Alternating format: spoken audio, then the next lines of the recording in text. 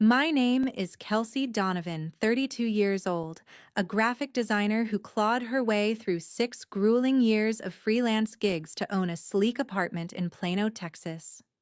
Never in my wildest dreams did I think my own parents would sit me down at a summer family dinner and demand I hand it over to my sister, like it was just another item on their grocery list. We're all packed around their Frisco dining table, the clink of forks cutting through the tension. Mom, with her usual air of finality, says, "Your apartment is the perfect gift for your sister.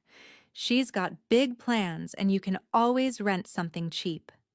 Dad nods, adding, "It's time you put family first, Kelsey." My sister, eyes gleaming like she's already measuring my curtains for her sewing machine, chimes in, "I'll turn that spare room into my fashion studio. You get it right?" The words land like a punch, my pulse racing as I grip the edge of my chair. 6 years of late-night logo tweaks, skipped vacations, and penny pinching for a down payment erased in their minds, as if I'd just been house-sitting. They expect me to pack up and clear out because her latest boutique dream crashed and burned. The sheer gall of it sparks something fierce in me. I lean forward, voice steady, and say, "If that's your play, my response will expose a truth about this family you're not ready for." What came next flipped their plan upside down, a showdown that laid bare every lie they leaned into. Before I unpack that fight, a tale of betrayal, hard lines, and reclaiming what's mine. Drop in the comments where you're watching from. If family ever tried to claim what you built, share your story below. Smash that like if this hits home, and subscribe for more raw tales of standing up to those who should know better.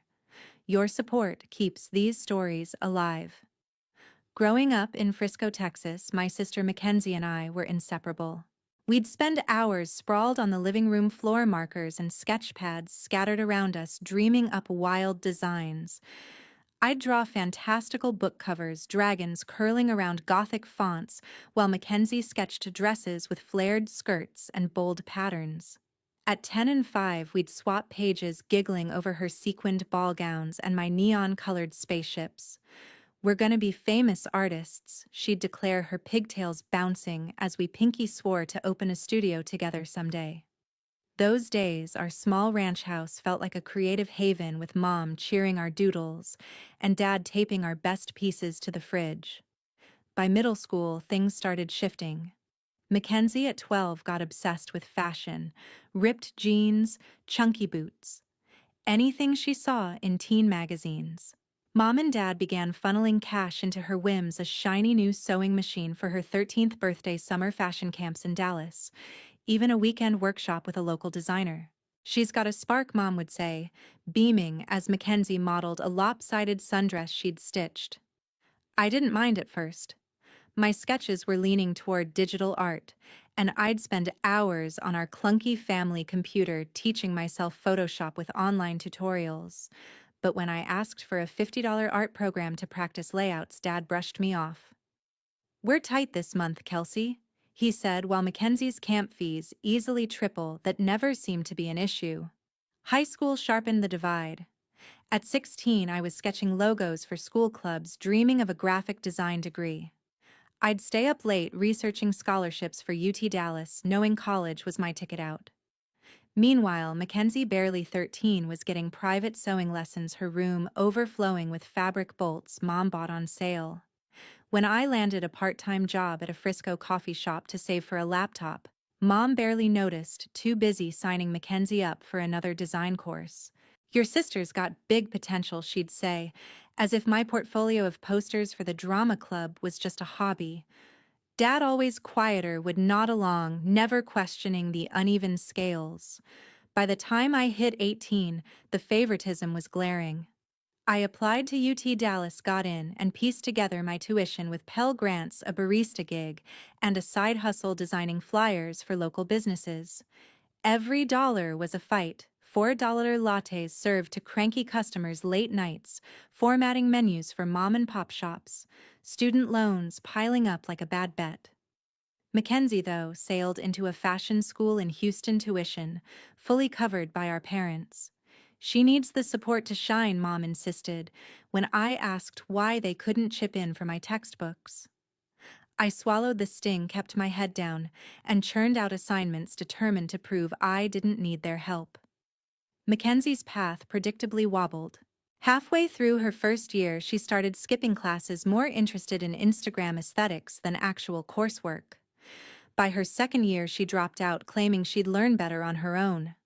Mom and Dad didn't blink, funneling more money into her side projects, fabric orders, a website for her boutique. I'd call home from my dorm, exhausted from pulling doubles at the cafe, and hear about her latest vision board. She's finding her way, Dad would say, as if my 4.0 GPA and client list were invisible. I'd hang up, staring at my tiny dorm fridge, wondering why my grind never seemed to measure up. Looking back, those years laid the fault lines. Mackenzie and I drifted our sketchpad days, buried under her coddled dreams and my quiet hustle. I still loved her, but the resentment simmered not at her, but at the lopsided rules our parents set. By the time I graduated debt-heavy but proud, I thought I'd left that unfairness behind. I was wrong. After graduating, I poured everything into building my career. My graphic design degree from UT Dallas came with a hefty student loan, but I hit the freelance circuit hard, signing up on platforms like Upwork to chase every logo, banner, and website mock-up gig available.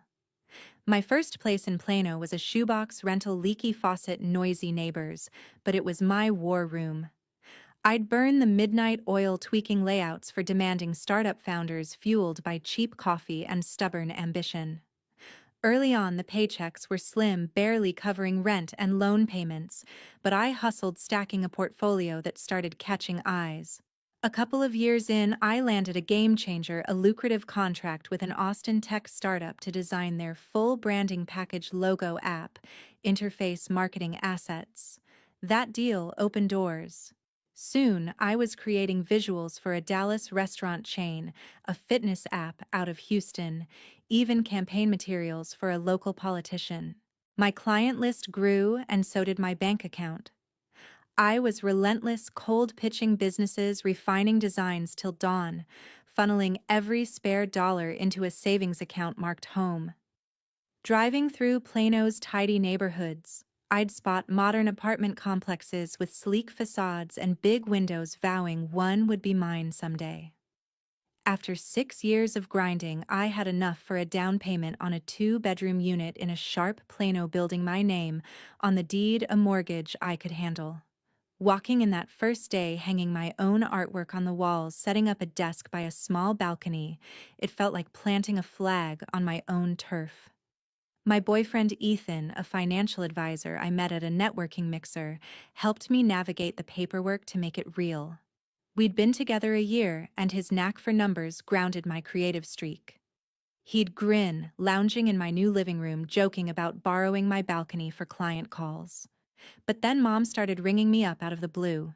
"How's that new place, Kelsey?" she'd ask, voice too smooth. Pressing for details, square footage, amenities, guest space.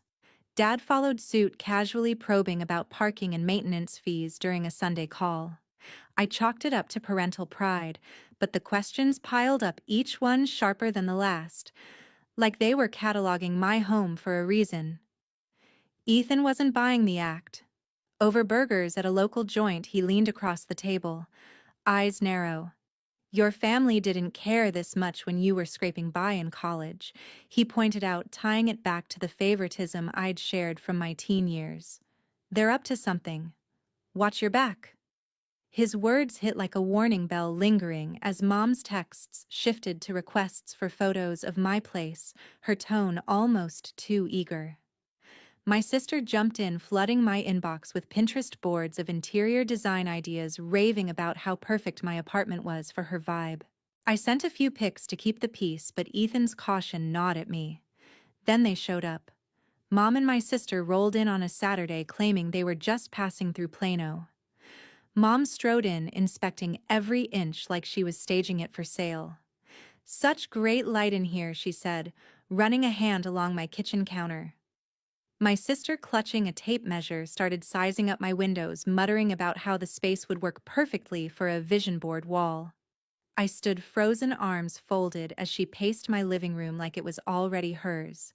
"This is my home," I snapped, sharper than intended. Mom laughed it off, saying, "We're just so proud of you," but her quick glance at my sister felt calculated, like they were reading from the same script. Ethan, dropping by with takeout, caught the vibe and shot me a knowing look, his earlier warning now loud and clear. That visit left me rattled. Mom's probing my sister's brazen, measuring Ethan's gut check. It all screamed trouble.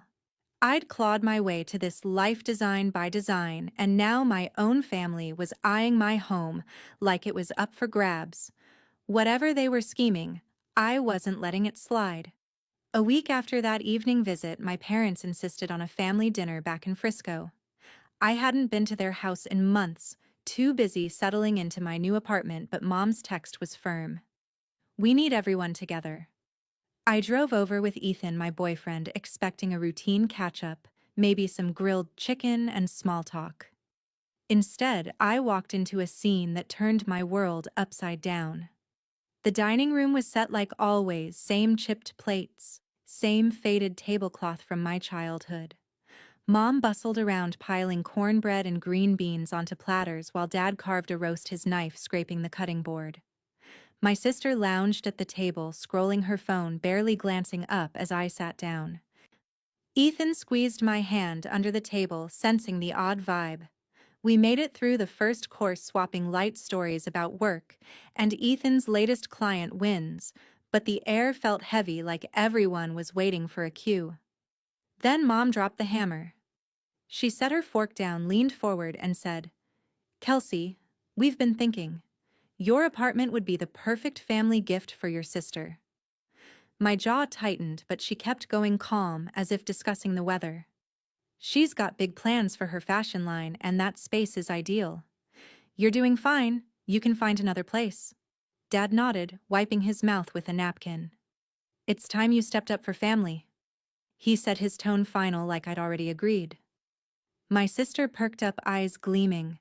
"I'm picturing the spare room as my sewing studio," she said, swiping through her phone to show a sketch of my living room, now cluttered with mannequins and fabric rolls.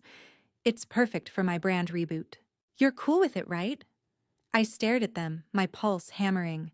My apartment, my reward for years of late nights, scrapped vacations, and every design I'd bled for was being handed over like a spare key. Ethan's grip on my hand tightened, but I didn't need his cue to speak. "That's my home," I said, voice low but steady. "I worked for it. It's not up for grabs." Mom's smile faltered, replaced by a sharp edge. "Don't be selfish, Kelsey," she snapped. "Your sister needs this more than you do. You've always been the one who lands on her feet." Dad piled on, his voice gruff. "We raised you to put family first. This is what that looks like." Ethan couldn't stay quiet. "Hold on," he said, leaning in. "Kelsey earned that place. You can't just demand she give it up." Mom's eyes narrowed, cutting him off. "This is family business, Ethan. You're not part of it." The jab hit hard, and I felt my cheeks burn, not just for me, but for him, dismissed like an outsider after a year of being my rock. My sister, oblivious, kept rambling about her vision for my balcony, how it'd be great for product photos. Each word was a spark to my fuse. I pushed my chair back, the scrape loud against the hardwood. "You don't get to decide what's mine," I said, locking eyes with Mom, then Dad, then my sister. "You think this is about family? It's about you taking what I built because it's easier than fixing her mistakes." The room went silent, their faces frozen. Mom's lips pursed. Dad's brow furrowed, my sister's phone finally still. I didn't wait for a comeback. "I'm not moving out," I said, standing. "Not now. Not ever." Ethan stood with me, his hand on my back, and we walked out the front door, clicking shut behind us like a slammed book. Driving back to Plano, my hands gripped the wheel so tight my knuckles whitened. Ethan didn't push me to talk, just sat quietly as I processed the betrayal.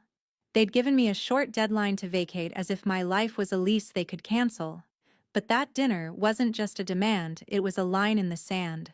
I'd spent years proving I could stand on my own, and no amount of guilt trips or family lectures was going to strip that away. I was done playing their game. The weeks after that dinner felt like a pressure cooker. My phone buzzed relentlessly. Mom's voicemails, Dad's clipped texts, my sister's late-night messages, all hammering the same tune. I was letting the family down. Mom would call during my lunch breaks, her voice syrupy with guilt. Kelsey family comes first, she'd say, painting me as the villain for not handing over my apartment. Your sister's counting on you to step up. Dad's texts were sterner, blunt demands to think about what's right. My sister, meanwhile, sent paragraphs about her fashion dreams, how my spare room was the key to her big break. Each message felt like a jab, twisting the knife of obligation deeper. I tried to keep my head down, focusing on client deadlines, logos for a new Dallas bakery, a website revamp for a Fort Worth gym. But the barrage didn't stop. Mom left a voicemail one evening, her tone sharp. "You're being selfish, Kelsey. We didn't raise you to put yourself above your sister." My sister followed up with a photo of a sewing machine captioned, "This would fit perfectly in your guest room." I'd stare at my phone, jaw tight, fighting the urge to fire back. Ethan, my boyfriend, saw me unraveling. Over coffee at my place, he set his mug down and said, "They're not asking, Kels. They're bullying you." His words cut through the fog, but I still hoped it was just overzealous family loyalty, not something darker. Then came the bombshell. I got a call from Aunt Barbara, Mom's older sister, who'd always been a neutral voice in our family chaos. She and Uncle Gary invited me to their house in Allen for brunch, a rare request. Over pancakes, Barbara leaned in, her voice low. "Your parents are in deep trouble," she said, glancing at Gary for backup.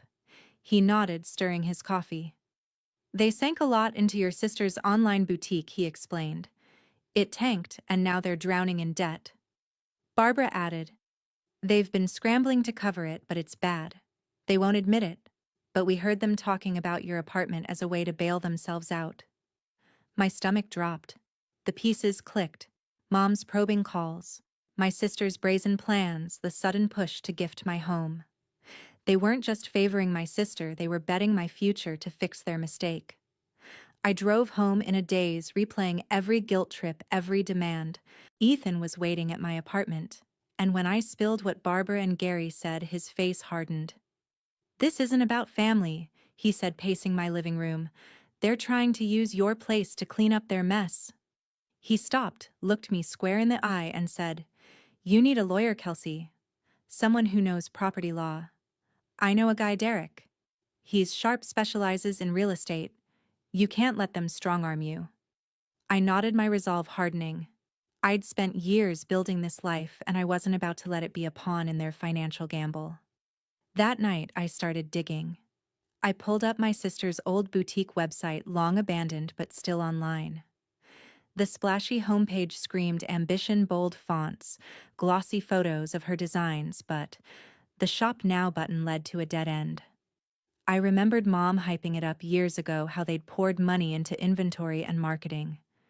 Now Barbara's words echoed a failed venture, a heavy debt, and my apartment as their escape plan.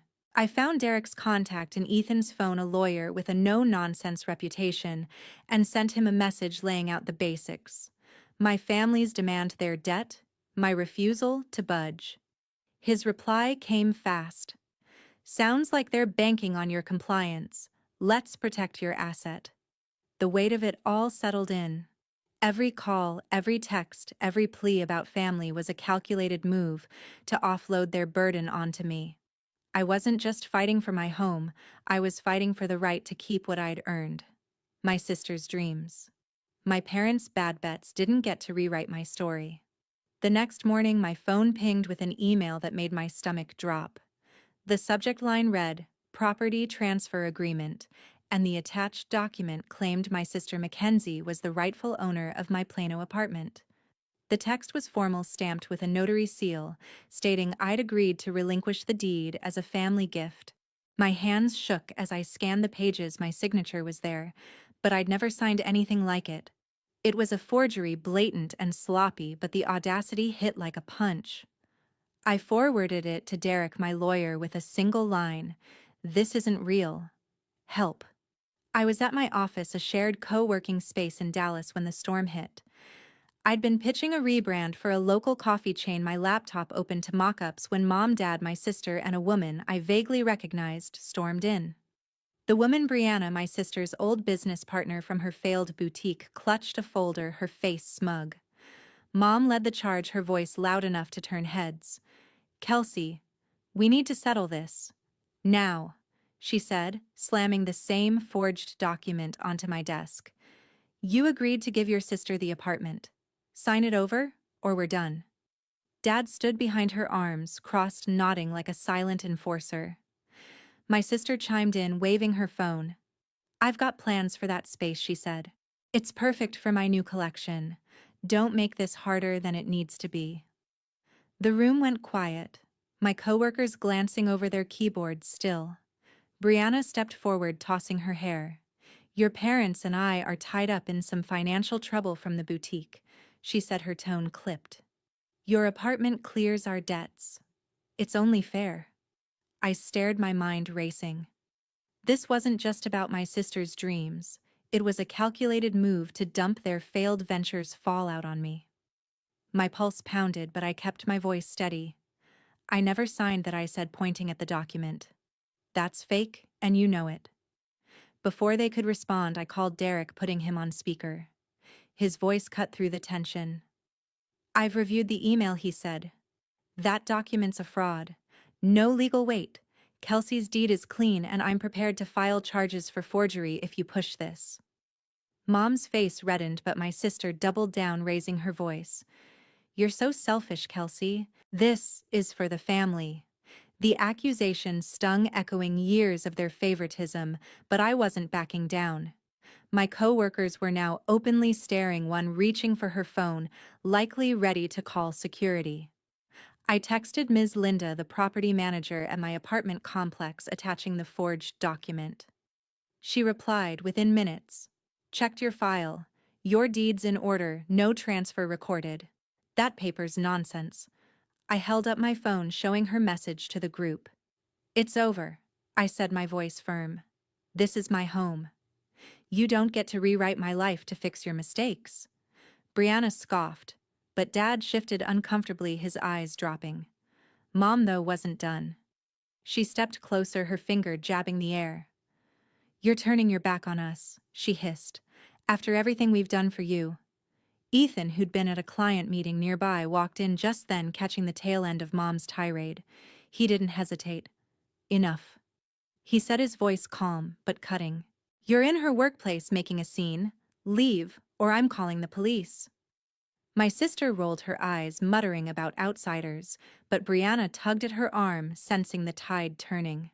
Derek's voice crackled through the phone again. "I'm drafting a cease and desist letter," he said. "Any more stunts like this, and you're facing a lawsuit." The threat landed hard. Mom's jaw tightened, but she grabbed her purse. Dad followed, silent, avoiding my gaze. My sister lingered, glaring, before Brianna pulled her out. As they left the office, air felt heavy, my coworkers whispering as I sank into my chair. Ethan squeezed my shoulder, his presence steadying me. The forged document, their brazen confrontation, it was their last-ditch effort to bully me into submission. But I'd held my ground, armed with the truth and allies like Derek and Ms. Linda. My home was mine, and I wasn't letting their desperation take it. A few days later, I knew my family was a chapter I had to close. Derek, my lawyer, acted fast. He sent a cease and desist letter to Mom, Dad, my sister, and Brianna, spelling out in no uncertain terms that my apartment was mine, backed by airtight paperwork. He'd cross-checked the deed with the county records, confirming no transfer, no loopholes, no chance for their forged document to stand. The letter warned of legal consequences if they tried another stunt. I didn't get a reply, but the silence spoke volumes. They'd run out of moves. Not long after, I heard through Aunt Barbara that my parents' house in Frisco had gone into foreclosure. Their gamble on my sister's failed boutique had caught up, draining their savings and leaving them underwater on their mortgage. Mackenzie, meanwhile, was back in Frisco living in their guest room after her latest fashion venture fizzled. Barbara mentioned tense fights with my sister, blaming mom and dad for not securing my apartment to bail her out. Their plan to use my home as a financial lifeboat had sunk, and now they were turning on each other. I felt a pang of guilt. Nobody wants to see their family crumble, but it faded fast. They'd chosen this path, not me. My phone kept buzzing with their calls and texts, mom's voicemails dripping with pleas for family unity, dad's messages gruffly demanding I come to my senses.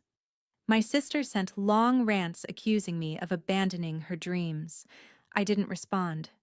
One evening, sitting on my balcony with a glass of wine, I made the call to block them all. Mom, Dad, my sister. My thumb hovered over the button for a moment, but when I pressed it, a weight lifted. I wasn't cutting them off to be cruel. I was done letting their manipulation define me. Aunt Barbara and Uncle Gary reached out, offering to mediate, but I politely declined. Some bridges aren't worth rebuilding. Life moved forward, and it felt lighter. Ethan proposed one crisp October night down on one knee in a quiet park near my apartment. His ring was simple, a silver band with a small sapphire, but it meant everything.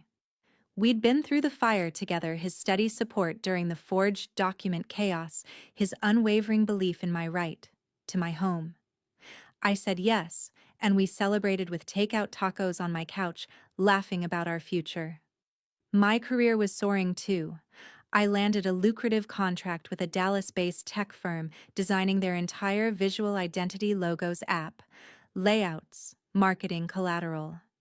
The work was demanding but thrilling, a reminder of how far I'd come from those early freelance days. Looking back, the ordeal with my family taught me a truth I'll carry forever. Self-respect outweighs toxic ties, even blood ones.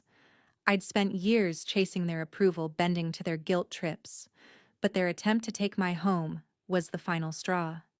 They saw my success as their safety net, not my achievement. Cutting them out wasn't easy. There were nights I second-guessed myself, wondering if I'd been too harsh. But each time I walked into my apartment, saw my artwork on the walls, my desk by the balcony, I knew I'd made the right call. My home was my sanctuary, earned through my own grit, and no one could take that away. For anyone watching this unfold, my story isn't just about a house, it's about standing up for what's yours. Family can be a strength, but when it's a chain, you have to break free. Set boundaries, hold them firm, and don't let guilt erode your worth.